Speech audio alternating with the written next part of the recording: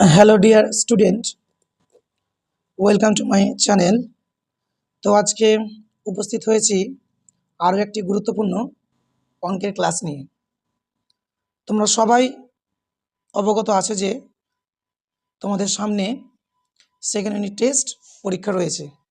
তো সেই পরীক্ষায় সমপাদ্য হিসাবে পরিবৃত্ত অঙ্কন করো, এটি খুব একটি গুরুত্বপূর্ণ উপপাদ্য যা প্রায় প্রত্যেকটি স্কুলেই এটি দিতে চলেছে। তো পরিবৃত্ত আমরা কিভাবে অঙ্কন করব সেই বিষয়ে থাকছে আজকে এই ক্লাস। আশা করছি এই ভিডিওটা মনোযোগ সহকারে দেখলে তোমাদের পরিবৃত্ত সম্পর্কে আর কোনো সমস্যা থাকবে না। তো মনোযোগ সহকারে ভিডিওটা দেখো, আশা করছি পরিবৃত্ত অঙ্কন করতে তোমরা পারবে। বিষয় হচ্ছে পরিবৃত্ত অঙ্কন আমরা কার করব। তোমরা জেনে রাখো যে পরিবৃত্ত অঙ্কন ত্রিভুজের আমরা করব। তাহলে এখানে আমরা ত্রিভুজের পরিবৃত্ত অঙ্কন করতে হবে।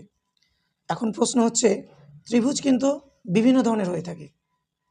তো ত্রিভুজ বিভিন্ন ধরনের হতে পারে, বাট প্রত্যেকটার ক্ষেত্রে অঙ্কন পদ্ধতি কিন্তু একই।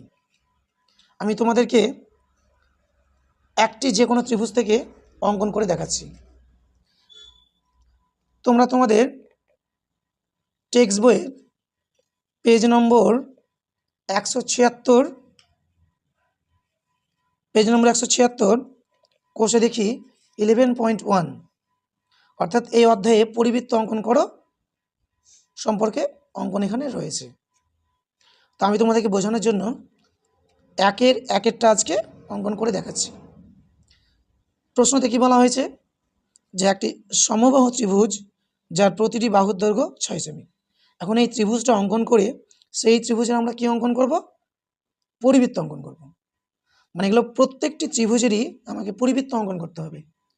তো একটা ভিডিওতে সম্ভব নয়, আমি একেরটা তোমাদের কাছে অঙ্কন করে দেখাচ্ছি। তাহলে ত্রিভুজটা এখানে কী বলা রয়েছে? একটি সমবাহু ত্রিভুজ যার প্রতিটি বাহুর দৈর্ঘ্য 6 সেমি। তো চলো আমরা আগে মাপটা নিয়ে নিই। তাহলে প্রথমে আমরা মাপটা নিয়ে নিচ্ছি। এখানে ত্রিভুজটা বলা রয়েছে সমবাহু ত্রিভুজ। প্রথমে আমরা 6 সেমি বাহু বিশিষ্ট ত্রিভুজ অঙ্কন করব। আগে মাপটা নিয়ে নিচ্ছি। এই যে এখান থেকে স্কেল স্টার্ট 6 সেমি, এই যে 6, এই 6 সেমি মার্ক করে আমি সরলরেখা টেনে নিচ্ছি। এই যে এটা 6 সেমি, 6 সেমি। আচ্ছা, অঙ্কন করার জন্য প্রথমে একটা আমরা রশ্মি নিয়ে নেব। প্রথমে আমরা একটা রশ্মি নিয়ে নেব। রশ্মি মানে যে কোনো একটি সরলরেখাংশ আমরা নিয়ে নেব, যার কোনো নির্দিষ্ট মাপ থাকবে না। এই আমরা একটা রশ্মি নিয়ে নিচ্ছি।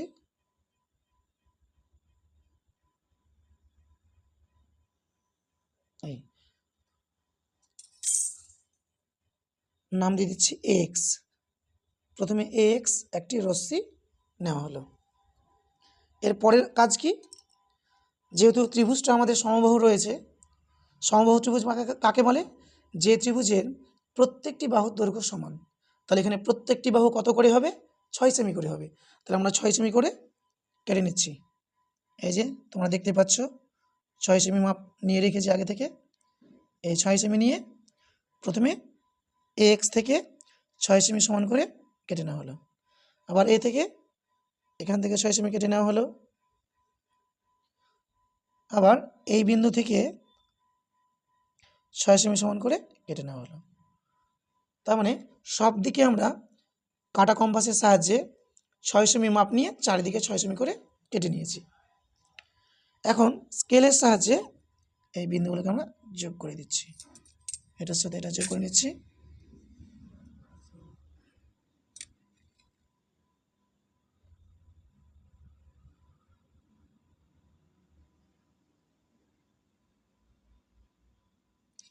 এটার সাথে এটা যোগ করে নিচ্ছি।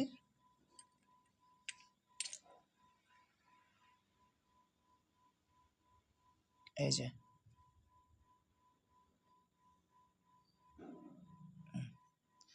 তাহলে ত্রিভুজটা আমাদের কমপ্লিট হয়ে গেছে। ত্রিভুজটা আমরা একটা নাম দিয়ে দিচ্ছি এ, এটা দিচ্ছি বি, এটা নাম দিলাম আমরা সি। তাহলে ত্রিভুজ আমাদের কমপ্লিট। সেম একইভাবে তোমাদের পরীক্ষাতে অন্য ত্রিভুজ দিতে পারে, তবে ত্রিভুজ আলাদা হলেও প্রত্যেকটার ক্ষেত্রে অঙ্কন পদ্ধতি সেম। তো চলো কথা না বাড়িয়ে এই ত্রিভুজটা আমরা পরিবৃত্ত অঙ্কন করে দেখাচ্ছি। আচ্ছা, পরিবৃত্ত অঙ্কনের জন্য তোমাকে প্রথমে যে কোনো দুটি বাহুকে জ্যামিতিক পদ্ধতিতে সমদ্বিখণ্ডিত করে নিতে হবে। যে কোনো দুটি বাহুকে, এখানে 3টি বাহু রয়েছে এ বি, এসি এবং বিসি। যে কোনো দুইটা বাহুকে আমরা কি করে নেব? সমদ্বিখণ্ডিত করে নেব। আচ্ছা, প্রথমে আমি এই এ বি সরলরেখাংশকে সমদ্বিখণ্ডিত করছি।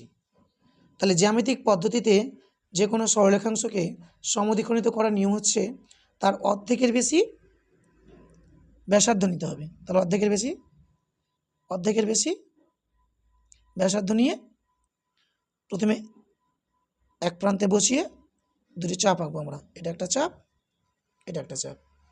সেই একই মাপ নিয়ে অপর প্রান্তে অর্থাৎ বি বিন্দুতে বসিয়ে সেম একই মাপের আরও দুটি বৃত্তচাপ এঁকে নিলাম।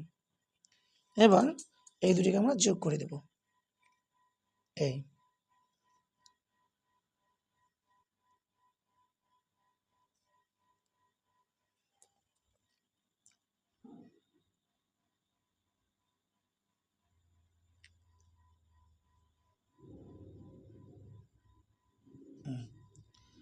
তাহলে এ বি রেখাটা এখানে কি হয়ে গেল? সমদ্বিখণ্ডিত হয়ে গেল। সেম একইভাবে আরেকটি বাহুকে আমাকে সমদ্বিখণ্ডিত করে দেখাতে হবে।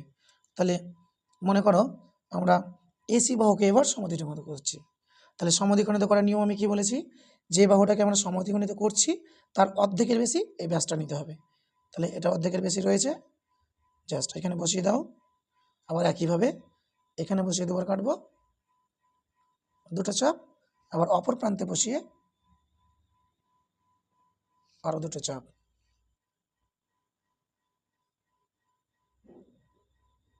এই যে এবার সেম একইভাবে আমরা চাপ দুটোকে স্কেলের সাহায্যে যুক্ত করে দেব।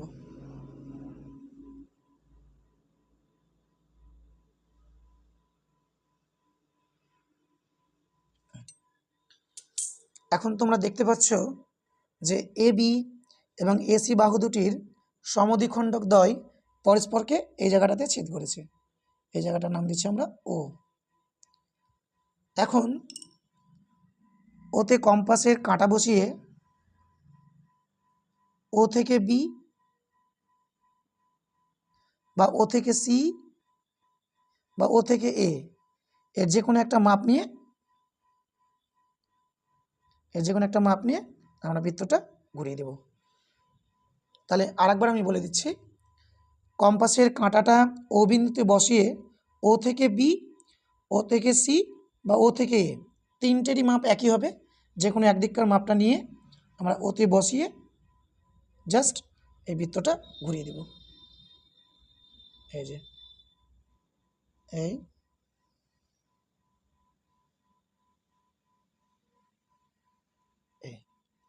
তোমরা দেখতেই পেলে যে কত ইজিভাবে আমরা ও বিন্দুতে বসিয়ে ও বি অথবা ও সি অথবা ও এর ব্যাসার্ধ নিয়ে এই বৃত্তটা আমরা অঙ্কন করে ফেললাম। তাহলে এই হয়ে গেল আমাদের ত্রিভুজের পরিবৃত্ত অঙ্কন। আশা করি তোমরা বুঝতে পেরেছ। আর কেউ যদি বুঝতে না পারো আমাকে কমেন্ট বক্সে কমেন্ট করে জানাবে, অবশ্যই আমি আর একবার তোমাদেরকে করে দেখাবার চেষ্টা করব। আর ভিডিওটা যদি ভালো লাগে অবশ্যই একটা লাইক এবং চ্যানেলটাকে সাবস্ক্রাইব করে রাখবে এরকম আরও নতুন ভিডিও পাওয়ার জন্য। তো স্টুডেন্ট, দেখা হচ্ছে পরবর্তী ভিডিওতে।